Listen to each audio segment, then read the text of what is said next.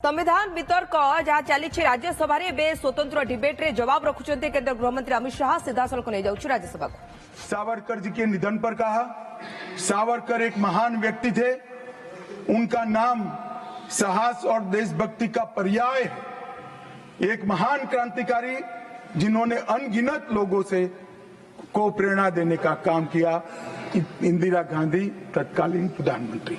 दूसरा, श्री बाखले को पत्र लिखा कि आपका पत्र मुझे मिला, वीर सावरकर द्वारा ब्रिटिश सरकार के प्रति साहसी प्रतिरोध का हमारे स्वतंत्रता संग्राम के इतिहास में अपना एक महत्वपूर्ण स्थान।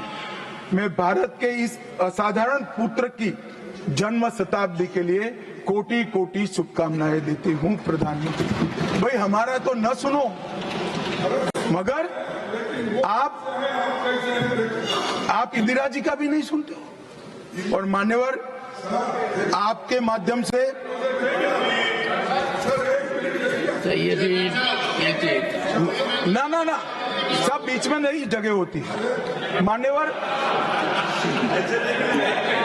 मेरा आज इस चर्चा के माध्यम से देश भर के अलग अलग पॉलिटिकल पार्टी, अलग अलग विचारधारा, अलग अलग धर्म के लोगों को एक निवेदन है कि देशभक्ति, वीरता, बलिदान और समर्पण को धर्म के साथ, विचारधारा के साथ या पार्टी के साथ मत जोड़िए।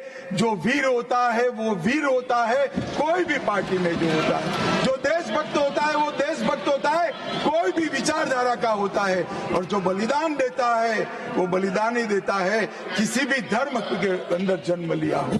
मान्यवर, ये बहुत नीचा विचार है, एक स्तर से नीचा विचार।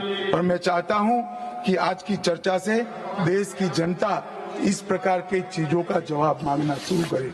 मान्यवर, कांग्रेस पार्टी ने, हमारे संविधान ने 3 चीजों को, हर आर्टिकल का हार निकालेंगे तो कहीं ना कहीं इससे और जाए।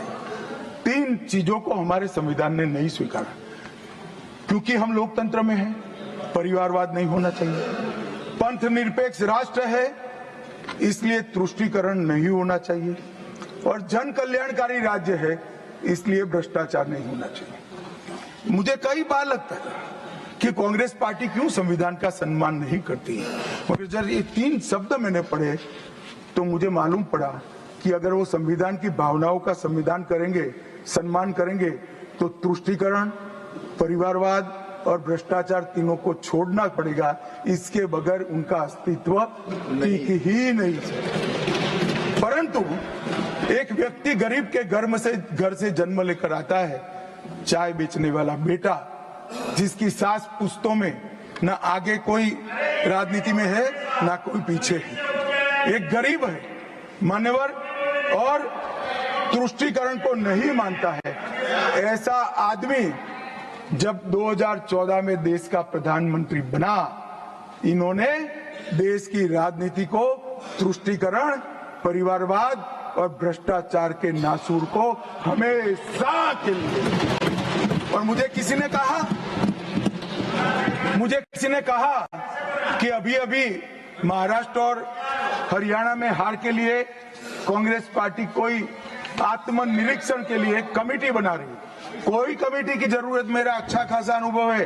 तुष्टीकरण, परिवारवाद और भ्रष्टाचार छोड़ दो, जनता चुनकर ला देगी आपको, कुछ करने की जरूरत नहीं। मान्यवर, अभी 1 नेशन 1 इलेक्शन का विरोध कर रहे हैं।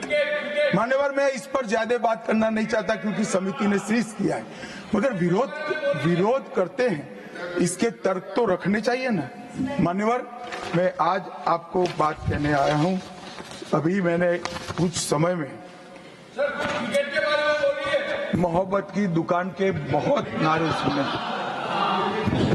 मोहब्बत की दुकान देश के हर गांव में खोलने की महत्वाकांक्षा वाले लोग भी, बहुत भाषण उनके मैंने सुने हैं। मेरा उनको कहना है, मोहब्बत दुकान से बेचने की चीज नहीं है भैया। मोहब्बत प्रचार की चीज नहीं है। मोहब्बत दिल में बसाने का जज्बा है, और मोहब्बत दूसरों को महसूस कराने का लम्हा है।